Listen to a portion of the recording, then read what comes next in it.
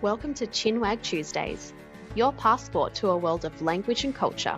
Hi everyone, welcome to another episode of Chinwag Tuesdays. I'm Amanda and today's special guest is Jesús, currently living in Michigan, and he's someone that's doing what I do but for the American accent. Thank you so much for joining me today, Jesús. Absolutely, Amanda. The pleasure is all mine. And thank you for the invitation. Thank you. So, get us started. Where are you from? And I just mentioned that you are doing what I do, but tell us a bit more about that. All right, so let me give you my usual introduction. So my name is Jesús Flores. I'm 35 years old. I'm from Colombia in South America, but I now live in the United States. I've been here for almost 10 years. It will be 10 years in July. I have an education or background in teaching foreign languages from there. I actually was educated to teach English and French. My French is not really that good. It never caught up or kept Mhm. up with English. But that's where my education is or expertise. And I've always wanted to go back into teaching in one way or another in a more, let's say, permanent fashion. And I've been doing online teaching for about 3 years at this point. The interest in accent training comes a little bit later, and I can get into that some more when we get to some more specific questions. Yes, I'm here now, been here for almost a decade. My wife and I have 4 children, and currently my daytime job is in our local courthouse. Wow. Okay. So teaching is something you're doing on the side, the accent thing? I like to use this verb, moonlight. I moonlight currently I as a love teacher it. Yeah. and accent coach. All right. How interesting. I actually have quite a lot of Colombian students and a lot of South American students, so this will be really interesting to get into a little bit later on. Absolutely. I've noticed in some of your reels and stories when you show a breakdown of Yes. who you've had that week, and I'm always catching the flag. So yes, Yeah. Yeah, I need to do that today. Actually, it's my end of the work week, so I'll have to do that one after this. yeah, give All us the right. report. Yes, I will. So, in terms of the American accent, so you are moonlighting as an accent coach. So, what inspired you into doing accent training or accent coaching? And how did your own journey with language and pronunciation begin? Let me address the second part of your question first. Okay. So there's that. I've actually gotten really good, I think, at telling this part of my language journey history. There are two ways or two, let's say, starting points for my story. I had a very early exposure to the English language when I was maybe 6 or 7 years old. There was a very famous movie back in the 90s, if you're a sci-fi fan, called Independence Day. And I must have watched that movie start to finish a bazillion times by the time I made it to high school. That, I think, is really important to emphasize because I think that's where the interest started. And it kept me going for some time. I was just fascinated, let's say, just to put it very simply.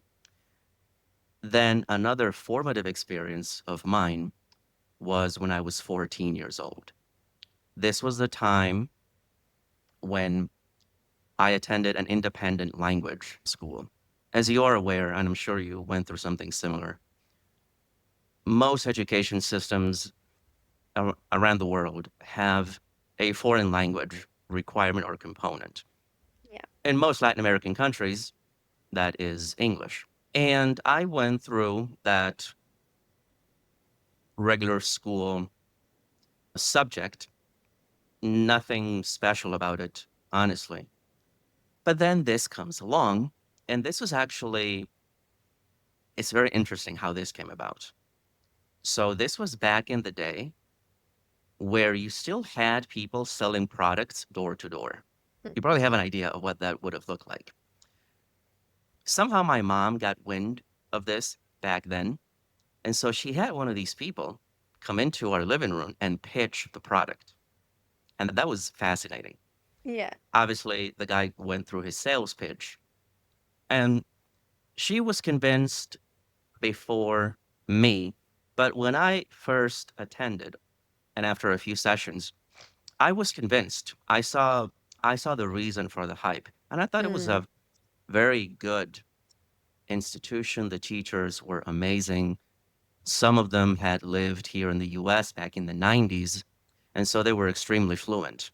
Yeah. And in a way, that was the first time that I was impressed, genuinely impressed, by what a teacher could do in a classroom.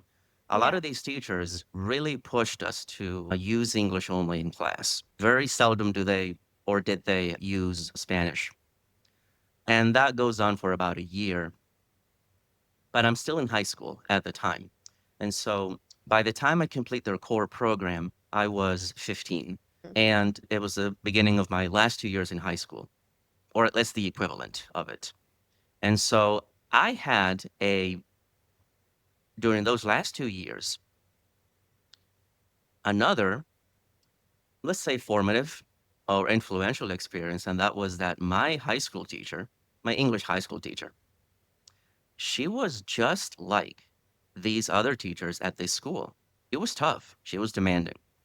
She really made it a point of not using Spanish in class. And Mm. so that was a very powerful motivator. And she was creative. She was fun. I have fond memories of those times. And she was actually, when I think about it and look back, she's the reason why I decided to pursue an education degree myself. Basically, she inspired me to become a teacher like Yeah. her. Mhm. And so then I start going to college at 18 and I go through my 5 years of my degree or bachelor's degree, as we call them in America. And then at this same time, age 18, that's where the interest in accent modification or training begins for me. Mhm. Obviously, it starts personally. I wanted to work on something for myself. But this is foundational because a lot of my motivation at the time was about really making myself understood easily, make listening, let's say, for my interlocutors pretty much effortless. There was also a desire to differentiate myself, from other teachers out there. I wanted to have an edge over others. And I thought at the time, and I reasoned at the time, that a deep dive into pronunciation and accent training, modification, whatever you want to call it. There's so many ways to refer to what we do. Yeah. I haven't made up my mind on how best to Yeah. market myself. Mhm. We'll get into that later. But that process started back then. And so here we are more than a decade later. And so I've been cultivating my own American accent during all that time. Yeah. And again, just a couple of years back, thinking about going back into teaching, at least online initially. I don't think actually, honestly, that I'll ever go back to a brick and mortar setting for a school. I don't think I'll do that. Yeah. Not me personally, not at this point in time. But I had to decide how to best, let's say, carve out a niche for Mhm. myself. And I Yeah. thought, well, the accent training makes perfect sense. I think I have a pretty darn good accent, and I know a lot of the theory behind it. I have some great resources, books, and other stuff. And so I can do something like this Mhm. because the other consideration that I had was to go into exam preparation. I'm sure you know Oh, about yeah. IELTS. Yeah. I gave it some serious thought because the test preparation niche has also become unbelievably popular. Yeah. And so there is certainly something to say about that. But ultimately, the decision I made was to go with accent training. I feel much more comfortable and in my element doing something like this. Yeah. And so I'm hoping that by coaching, I can help others achieve something similar, perhaps the Mhm. same that I achieved, and motivate them to keep going. I also consider myself as a traditional ESL teacher. I can do, let's say, all of the other stuff, Yeah. not as, let's say, proficiently. Like I would have a hard time trying to get someone to improve their writing abilities or skills. That's a little bit more, that's a bit more complicated. Yeah. The accent training, speaking, I think it just simply naturally comes out, let's say, better and more spontaneously because we Mm-hmm. do far more speaking and listening than we do reading and writing. So Yeah. there's that to consider as well. But I think that'll do it for that question. That's a lot to say there. But I really think that my backstory Yeah, sets the foundation, gives you a context for where this came absolutely. from. Yeah, yeah, definitely. And yes, look, yeah, I first time meeting, this is our first conversation that we've had together for those listening. And yeah, I wouldn't have picked that you were from a Latin American country based on your accent. You've done really well to train in your accent. Like you said, there's lots of ways to say this. But yeah, you've done really well to change from that Colombian Latin American accent into a standard or general American accent, I guess is probably what you've achieved Yeah. with I your, like general. I think general makes more sense these days. yeah, Standard, unfortunately, I think the word standard has too much baggage yeah, associated with it, yeah, unfortunately. true. Yeah, yeah. Now, something that I didn't realize when we first connected, which you told me, was that we both trained under the same accent training program. So, when did you complete the course? I completed it, I want to say it was May of 2024. Yeah, Um, okay. and I don't remember exactly how I came across, I think I'm saying her last name right, Kijowski, right? Yeah. I wish I could remember how I came across her training program. But the reason I wanted to take it or decided to take it, make the investment, was because something else that had been on my mind for a little while going into action training was that apart from my university education, I don't really have a proper credential for Mm, accent training or yeah. coaching. Yeah. And hers is the closest thing that I found that serves that purpose because you have it as well on your LinkedIn profile. Mm, She gives you a very nice badge to display yes. there. And so I haven't seen anybody else out there that does something like it. At least Mm, haven't found them yet. So that was one of yeah. the strong, that was a weighty factor for me after I guess, stumble upon her program that made me Yeah. go for it. She was very kind. I have to give kudos to her here. She was very kind because I reached out to her a little bit before I decided to make the purchase, take the plunge, as we Mm-hmm. say. And she was very kind to provide a link for a 6-month installment plan. And so Yeah. I'm very grateful that she gave me that 6-month payment plan option. I don't think I Yeah. would have done it with only 3 months. I know that you were asking me about that and the program and Jessica. Let me see. Let me say this about her program. A lot of the core content I already knew from before. Again, I've been training myself for more than 15 years, something like this. And so I've already, I would say, quite well versed in the basic, let's call them the foundations. One thing about Jessica's program that really caught my attention, and this is really interesting when I get a little bit more into what I'm doing today or right now to do accent coaching or training, is that I wonder how you felt about this actually. I want to ask you this question. Okay. In most American accents, we have a phenomenon where the sound a, as in ask or cat, is raised before nasal consonants, specifically Mm, M and N. mm-hmm. Now, she is actually quite resistant to the idea, or let's say the practice of doing something like this. Her argument, and I can see where she's coming from, is that if we're going to be raising a before nasals, why aren't we doing that before other consonants? Like, why is it that Mm, we don't say cash? At least most Americans don't say that, yeah. raising that a sound into a. Why aren't we doing that with that word? And others like it. And so that is really interesting because she's the first one that I've seen out there Hmm. that is she's quite firm on that point. Yeah. Yes. We have something similar in Australian English where with the sound, that before voice consonants, it doesn't go into that air sound, but it just goes a bit longer, but it's not a long R sound. So for example, like the word grab, some people say as that quick short vowel sound ah. I say grab and I make it ah longer. And so Mm. that does exist. And in my program, I teach my students that this sound exists, but not everyone uses it. But just to be mindful that this exists for some reason when you say the in front of voice consonants.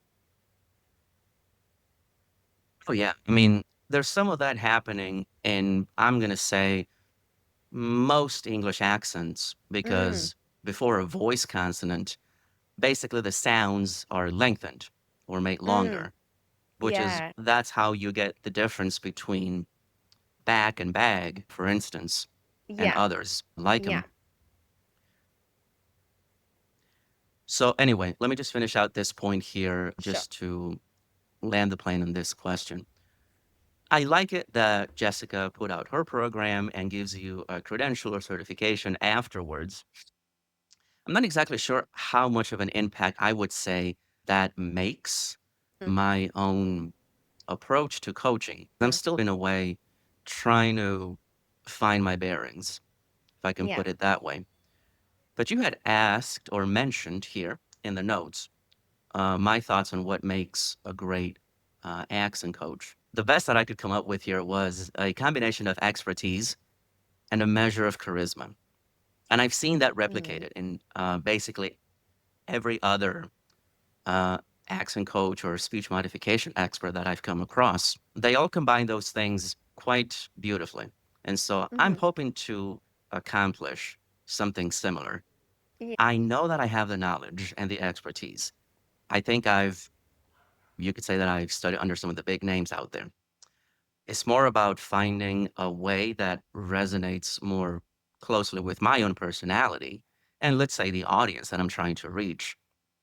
Ideally, for me, my target audience is native Spanish speakers, such as myself, that are working professionals, still figuring out how to best approach the audience and give them something that is useful, applicable right away. I don't want to get too yeah. lost in the weeds of some of the details.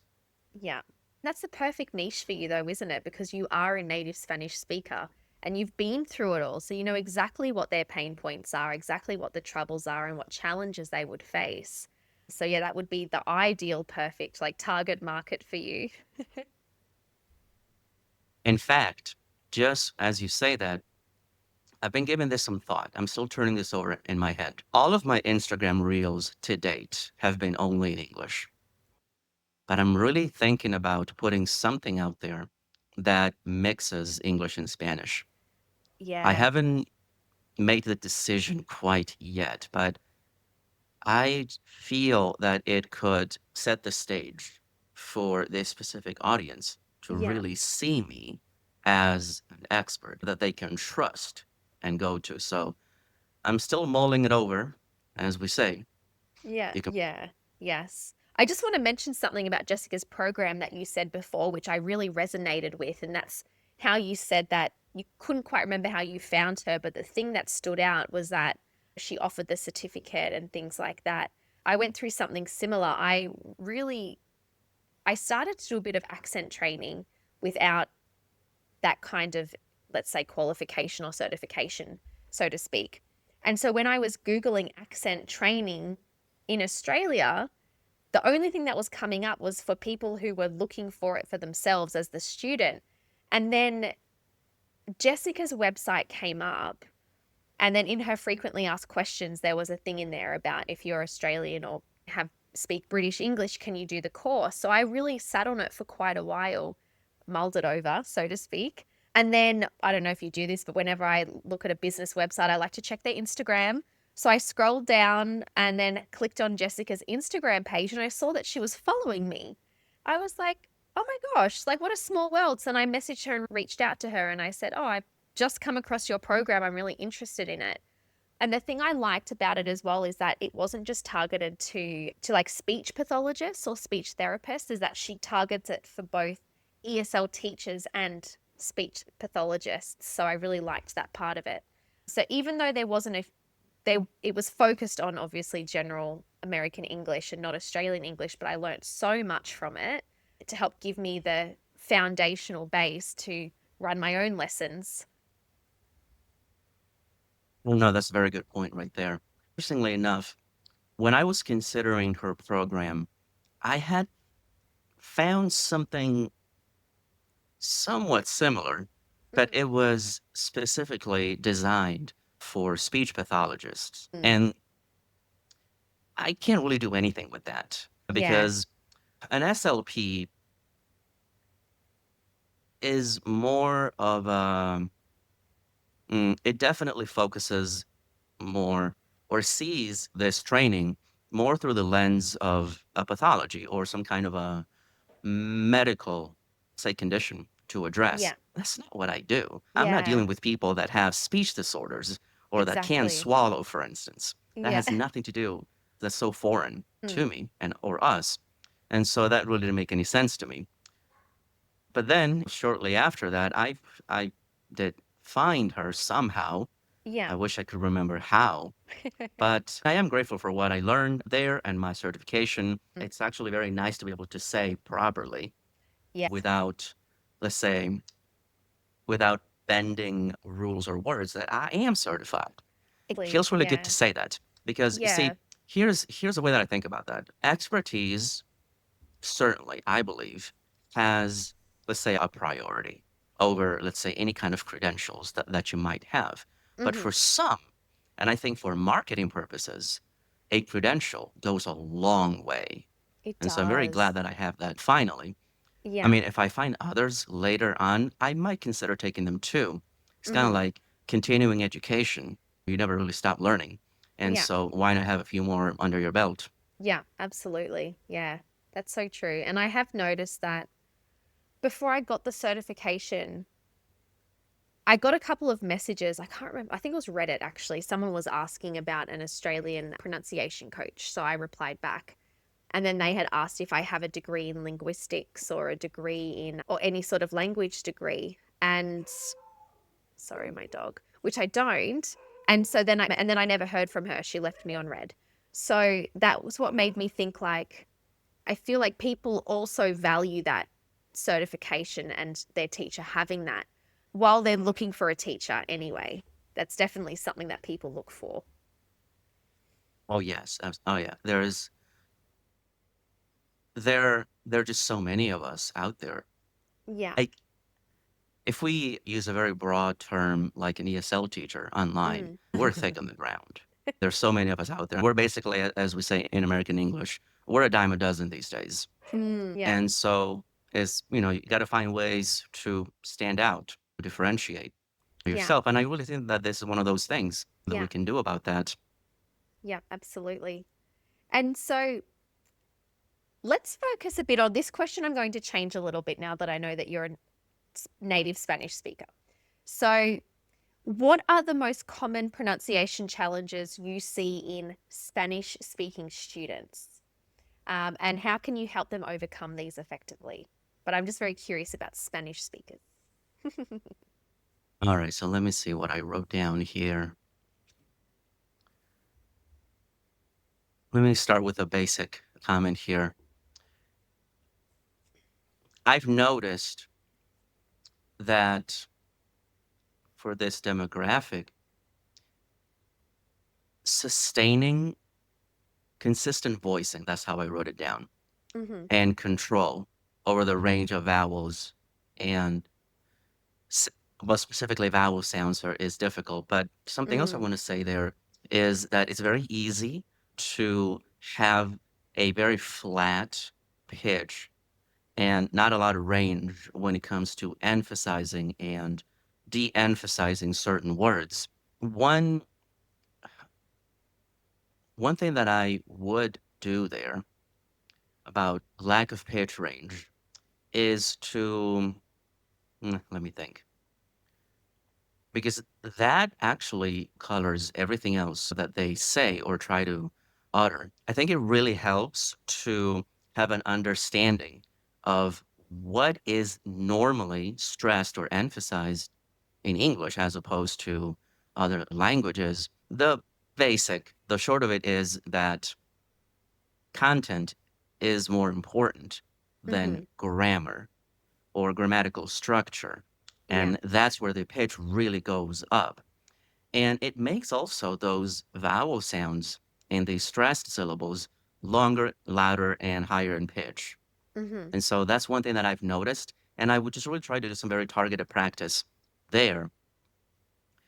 And after that, perhaps more classic examples of difficulties are THs, the J and Y consonants, which in my experience are relatively easy to fix. Mm. But then again, the long-term work comes when you have to consider sustained discourse, Mm-hmm. long-term practice, building Yeah. a lasting habit. Well, that really comes about in no other way than by consistent practice, which is where I believe now more than before that a coach or mentor can really hold you accountable Yeah. to that and make Yeah. sure that you are consistent with it. And other than that, perhaps learning, this is an interesting point that I actually got from Jessica's training.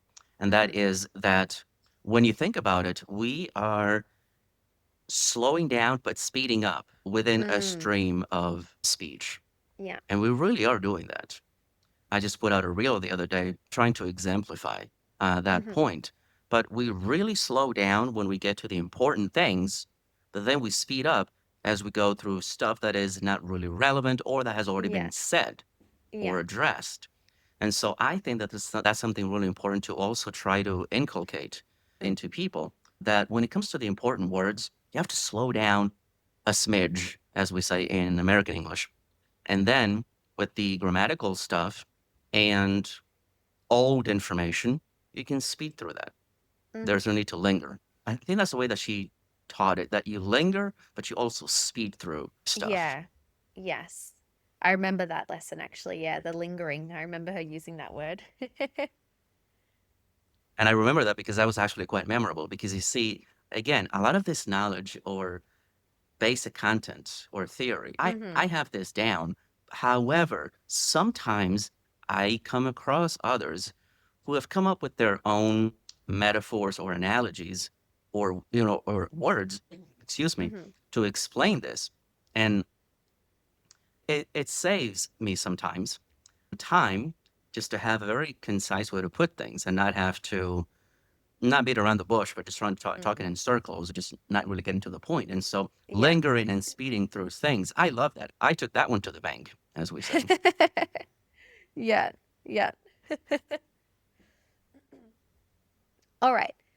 Thoughts on the Aussie accent. So I'm not sure if you've had much exposure to us like the Aussie accent or met many Australians, but what are your thoughts on the general Australian accent and any assumptions you had about it before or anything that's ever surprised you? All right, so let me see. I actually have something very interesting to say about them. Not personally, but one of my cousins actually moved to Australia Okay. maybe 8 or 9 years ago now. He's become a citizen now. I don't know if he ever picked up the accent. We don't really talk very much. I'm guessing or hoping that he did. He used to live in, well, I don't know if I say this one right, but there's a city, I think, in New South Wales called Dubbo. Yes. He Yeah, used to live regional there. New Now he South lives in Adelaide. Wales. Yeah. Okay. Yeah, now he lives in Adelaide. Sure. I think that's where he lives now. But before that, let me see. This is interesting because for a long time, back when I was in my early 20s, I thought about doing one of these ESL courses Mm. overseas. Mm-hmm. And I remember this one talk I attended, and they really made a big deal of how compared to, let's say, the United States. Australian ESL programs were, from what I remember, easier to get into Okay. and involved less red tape. For Okay. what it's worth, I don't really know, but that was interesting. And so let's say that forms a little bit of my view on your own version of English. Yeah. There's another thing that I think about when I think about the different accents or forms of English in the world. There is in my mind a ranking of, let's say, popularity or how dominant a form of English is. So in my Mm-hmm. mind, and I wrote this down here, Aussie English, in my mind, ranks third Okay. in terms of the dominant forms of English. In my mind, it's always been like this. There's American, British, Australian, and then Yeah. it's really hard to tell who takes the fourth spot.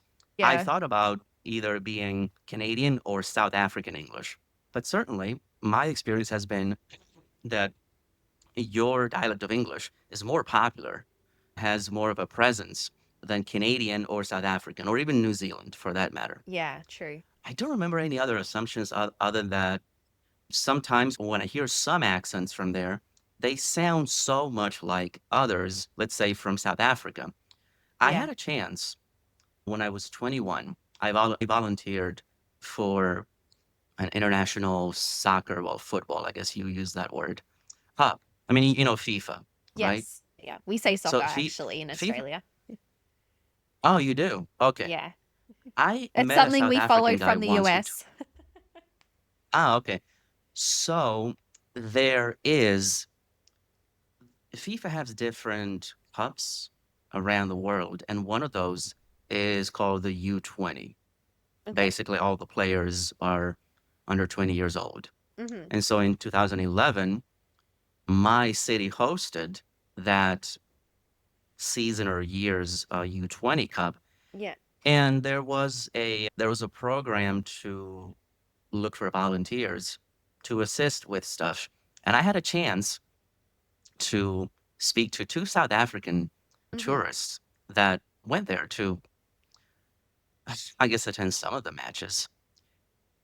And I had already heard a little bit of Australian English before, and I could not tell if they Mm. were from there or some other place. Sometimes I've heard some South African accents that sound almost indistinguishable Yeah. from what you hear in Australia. I know that you guys have a lot of variety there as well. I do like, let's say, one of the things that you guys have in your favor is that, I guess, generally speaking, your accent comes out as more colorful compared to other places. Mm-hmm. And it just sounds so enthusiastic as well. Actually, when we were slated to record this prior, I actually went to Amazon Prime and I found, because I was looking for something like, okay, so I wanted to have something more to say about this question, and I wanted to just find something that would be featuring Australian English, Aussie English. And I found this show called Beach Cops, set in Okay. New South Wales. Yeah. And so even there you can hear some of the differences in the Yeah. accents. I guess one thing that really stands out to me is that there seems to be a range of pronunciations of the sound I or A. And in some Mm-hmm. people, it really kind of turns into something close to an oi sound, which Yes. I'm sure there's a range of pronunciations there, but no, it is an interesting form of English. And it is one that I believe is actually rising in popularity. Like Yeah. either we have you now, and then others with very strong presences online, Yeah. like what's her name? Emma from Oh, English, yes. for Yeah. instance. And so, yeah, it's becoming more and more known. And so, I don't know. We'll see. It might just be the case that it might take over British English in terms Mm. of popularity. We will see. Yeah.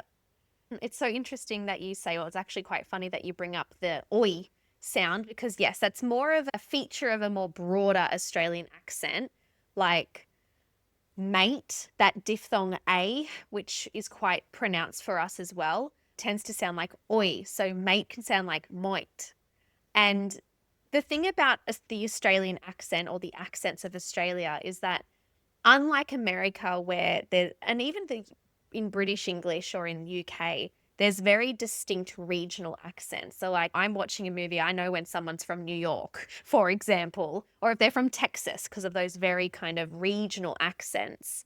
Australia doesn't really have anything as obvious as that. So, you might know if someone's from Adelaide, for example, because they have a more British pronunciation. But Brisbane and Sydney, if from the city centre itself, the accents are really similar.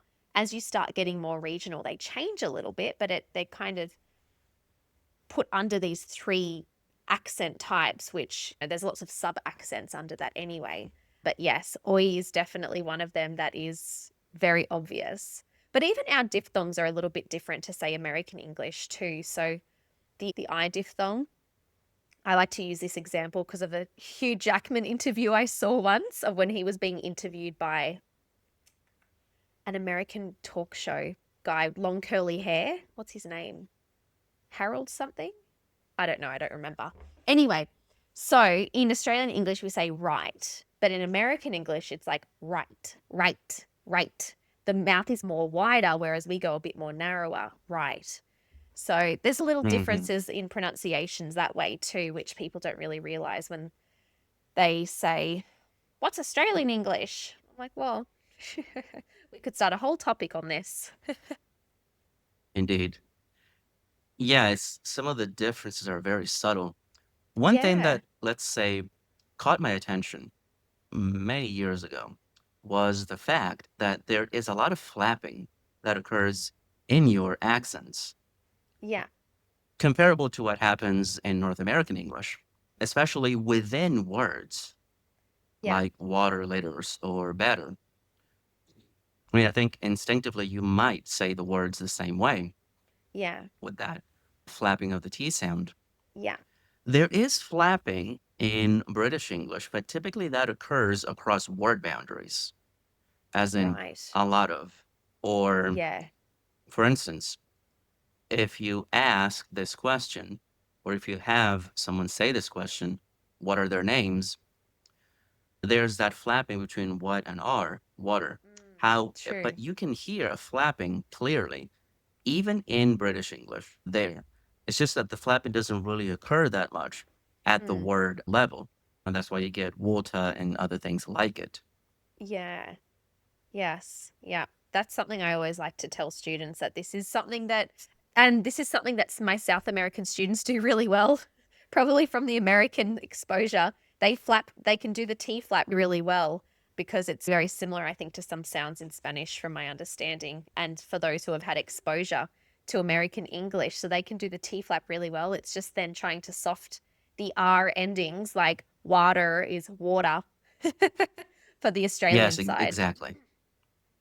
Yeah. Yeah, and I've always thought, at least me personally, I've always thought that it should, I guess, on the face of it, be easier to incorporate dropping the R sound and getting a schwa or some other sound at the end. I've always thought that presumably that should be easier to do Yeah. than trying to maintain all of the rhoticity that exists in American English. Yeah. Yeah. The rhotic and non-rhotic natures. Yeah, exactly. Oh, yeah, that's fascinating also because that divide is really interesting in the English Mm, speaking world. And yeah. even within countries, I'm going to say that 90+% of American English is solidly rhotic. But there True. are some Yeah. regional accents that are Yes. striking because they don't exhibit that. And you hear Mm. that.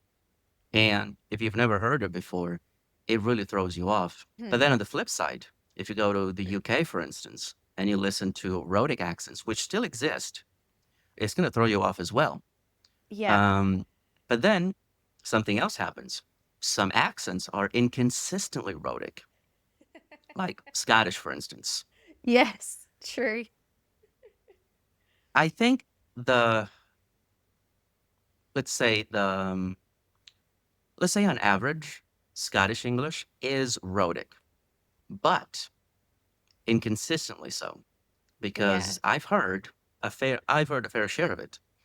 And sometimes it really is clear. Oh yeah, they are preserving all of these historic R pronunciations, but Yeah. sometimes they don't. And so what Yeah. gives kind of makes you think about that. Yeah. I think that's like a whole nother discussion, isn't it? The rhotic and non-rhotic natures of languages and accents. Oh yeah, yeah. And it's interesting, rhoticity, Mm. we can actually use that term to speak about other languages Mm. as well, because basically, if you look into it historically, it just refers to languages that use the Latin script, like English or Spanish. What is the pronunciation of the letter R? Now, that Yeah. applies again to other languages as well. One that I think about sometimes is Portuguese. Mm. You have Brazilian and European Portuguese, and there are some fascinating things occurring there in Yeah. terms of rhoticity, because you have a pronunciation of R, which is basically an H, like Mm. aspirated. But then you have in Europe, at least in initial position, you have that uvular that exists in French or German. Yeah. So it's also interesting. Absolutely. The colors of language. Indeed. Now, in your own experience of learning English, what's one simple habit or technique you can recommend for improving pronunciation that learners can start using today? Let me see. I did write a couple of things down. I think that it would be good if people started doing vocal warm-ups for any kind of speaking engagement. Now, granted, I don't do this myself all the time, but that doesn't detract from the value of this word of advice. Before anything that involves speaking, which is basically daily life, Mm-hmm. it would be useful. It would be good for you to try some basic vocal warm-up exercises. I don't have any really to like mention right away, but there is something more specific that actually I learned from a Canadian friend of mine with whom I've been, let's say, collaborating or working. It's kind of hard to define what our professional relationship is, Uh-huh. but we have a group on school Mm. and we're doing live training sessions on Thursdays. And one thing that he recommended a year ago to myself and our other partner, is that we try a breathing exercise Mm-hmm. developed by Wim Hof. You might have heard Mm-hmm. about the name. Be He's interesting. from Iceland, I believe. Okay. And the idea of the breathing exercise is that you develop more of your lung capacity. And it's basically a series of, of breathing in and breathing out, holding Mm-hmm. and releasing. I haven't done it in a while, but if you can get into something like that, the beginning or the end of your day, I think it can do wonders to Yeah. your speaking ability and confidence in general. I would say Mm-hmm. this: something that affects speakers of other languages coming into English, I think, at least if I use American English as my comparison or the point of comparison, is that there's very shallow breathing involved and the placement of the accent is off. And Mm-hmm. so if you're breathing in from the diaphragm and bringing it all out from there, then it develops a richer, fuller sound. Placement is kind of tricky. It's one of those things that I'm still trying to, let's say, figure out how to explain, because you see, your placement is not a sound Mm-hmm. or an articulator. Placement is like the ecosystem where all of these things, are happening. And Mm-hmm. so it's hard to pinpoint or to pin it down, Yeah. as we say. But I think that taking some time to either do some breathing exercise, taking up something like a routine, or more traditional warm ups, such as I think yawning or practicing even some phrases like red leather, yellow leather, for instance, Mm-hmm. in American English, it might definitely, I think, go go some ways into your your pronunciation accent training. You can Yeah. definitely find some value there. Yeah, that's a great tip. I've never heard this one before used. So, yeah, I think that's wonderful. Bit of a tongue Great. twister to get started. Red lorry, You yellow could, lorry. maybe not a tongue twister per se, but you can just simply have a phrase. I think Jessica's the one that taught me this phrase. You can find a phonetically balanced, Yeah, either like, what do you call it? I forget the word that she used right me now, but you too, have a but I know what you're text talking. that you use Kind as of like like a your, let's starting say your point, screen. Maybe I word for think. it, but Yeah, I know what you're talking about. Yeah, because I have the one I say for Australian English is start the car to try and really? it's a very Okay. short one, but mostly just to try and get into that non-rhotic nature. Start the car. Well, there's another term that I've heard from other people, not Jessica. They Mm. use the term your anchor word or phrase. Oh, yeah. What is it that you anchor with? And so obviously in American English, that brr sound is kind of like the anchor point. Mm. And so, and also L and R, L sounds as well, which is where the red leather, yellow leather thing comes into Yeah. play. Yeah, that is a good one. I'm gonna even think of that myself. Maybe I can make one up for me for Hindi when I practice. I'm sure you can find something like it, something that gets you in that, let's say, headspace Yeah. of this is where the language, let's say, comes from or resonates. And so what do you do kind of like to get into it? Like, you can think of it as a warm up as well. Jessica talks about this, for instance, when Mm. she tries to get into an accent for Yeah. some purpose. What is the anchor phrase or word? Like Yeah. in a Southern American accent, for instance, you can use a very high placement for the S sound. And so South, for instance, will sound like south. You see, that's very high in the Yeah. mouth, for instance. Yeah. Yes. Yeah, the phrase anchor phrase does sound familiar, but I can't remember what she used, but I do know what you're talking about. I remember this lesson. Yeah. The start the car, that makes sense for you. Absolutely, I think. I know, yeah, start the car. I should make some a longer one. I the same interview actually that I watched with Hugh Jackman that I was just talking about earlier. He talks about this that he has a specific phrase that his speech coach or whatever he called him gave him to get him into the American accent. So whenever he felt like maybe his Australian accent was slipping in a bit, then he would say this one phrase in the American accent and that was like his anchor phrase. Yeah. Yes. I've always wondered because I'm sure you know about the show Dr. House here in the Yes, I US. grew up with Harry. I've Australia's an always Australian wondered. guy in that. I thought that he was British, Bond Dr. one. House. Chase? Oh no, Dr. House is Oh, no, British, Chase but is I know that. Chase is Australian. I know that. yeah. Talking Yeah. about Dr. House, I think he's Mm, English. And I've yeah. always wondered because his American accent is unbelievably on point in that show. Yeah. And I've always wondered what was his anchor phrase for that? Because, I mean, in my experience, after I learned that he was English, I thought, Yeah. dude, you nailed this thing. This is impeccable.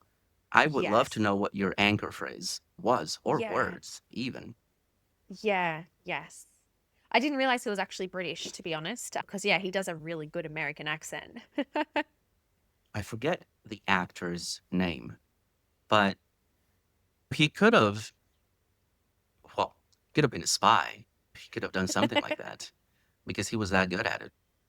Yeah, he was really great. A Netflix show came out a few months ago, an Australian show called Apple Cider Vinegar. And it's based on a true story of this Australian wellness influencer who lied to the world of healing herself from stage 4 cancer by eating whole foods. And the main actress, so the girl who got the star role of the main character, she's actually an American. And she does this incredible Australian accent. Like you can't even tell. You cannot even tell that she's American just based on her Australian accent. It is so good. So it would be interesting to know her anchor phrase. Absolutely. Oh, yeah. One last thing I want to say there is that a lot of the time, unfortunately, when American actors try to impersonate other accents, typically it doesn't really come out that well. But I was actually Mm, just reminded of something interesting because I like the Jurassic Park hmm. movies. And I was rewatching The Lost World Okay. just last week. And one of the, let's say, the villain or the antagonist, I forget his name actually right now, but the actor who plays that character is American. British accent, I believe, was on point as Yeah. well. Incredibly spot on. Yeah. And that doesn't happen a lot. No. It's actually harder, in my view, for an American to impersonate or take on a British accent than it is for Mm. them to do the opposite. Because we already have so many examples of Yeah. them in the UK really nailing American accents. Yeah. True. Yes. I don't know. I feel like it also comes down to a bit of the roticity side of things too, in a way, because I feel like, I don't know, this is just my viewpoint, that for people of non-rhotic accents, like let's say Australian or most British accents, it seems to be a little bit easier for them to put on a rhotic accent. It's not going to be like very specific, but I think it's a lot easier for people to try and like see R in their words than not, basically. No, I agree. There must be something to that. Yeah. One thing that I can proffer here is that the prevalence of American media, I believe, Yeah. makes Absolutely. training something like that a lot easier to do. We're awash in content made in Mm-hmm. America for entertainment purposes.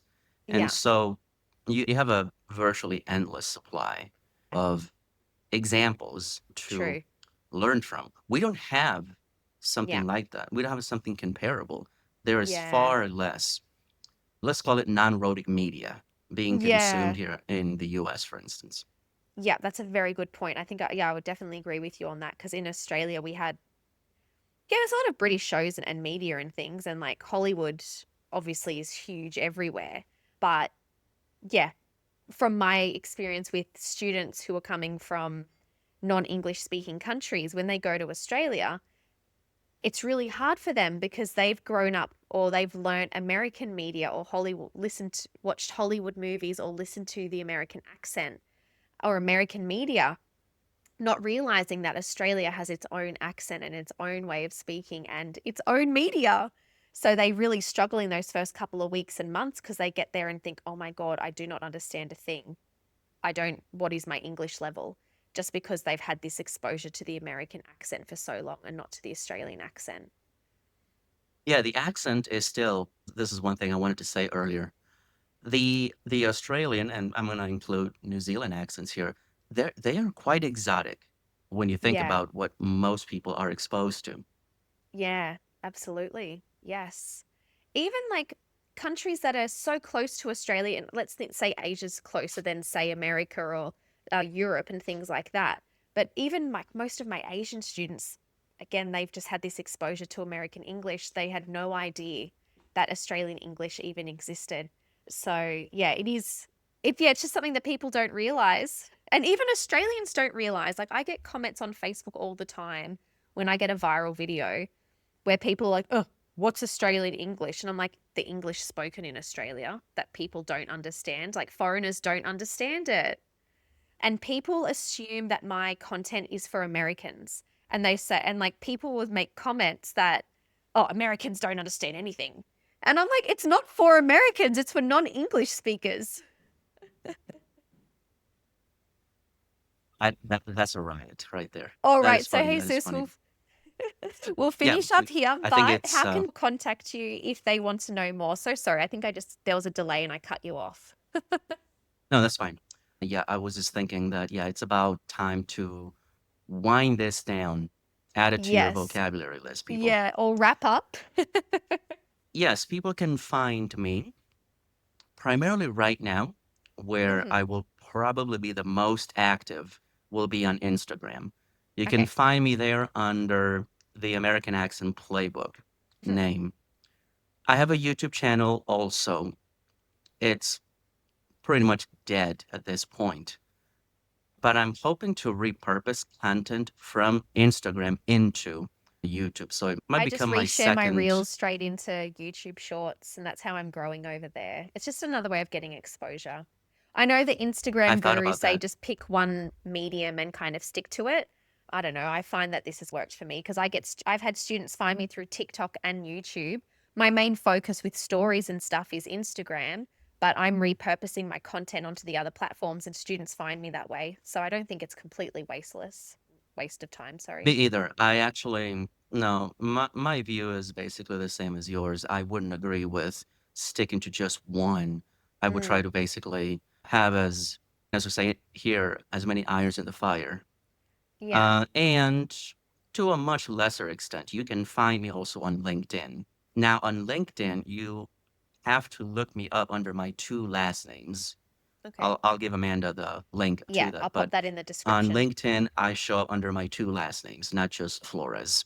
Cool. So, yes, you can send me those. I'll pop them in the description. And then if anyone's interested in learning more, then they'll have your details. Absolutely. I welcome comments and people and emails. Yes, I'm right there. I'll do my Wonderful. best to respond. All right. Thank you so much for joining me today, Jesus. It's been really nice chatting to a fellow accent coach or trainer, whatever we call ourselves in this field. Yes. One day I'll decide. I'll settle for something and just Yeah. stick to it. For now, let's just say that for now, I'm just going to stick to I'm an accent coach. It seems generic enough these Yeah. days. Yeah. Cool. Thank you so much. You're welcome. I'll see ya. Bye.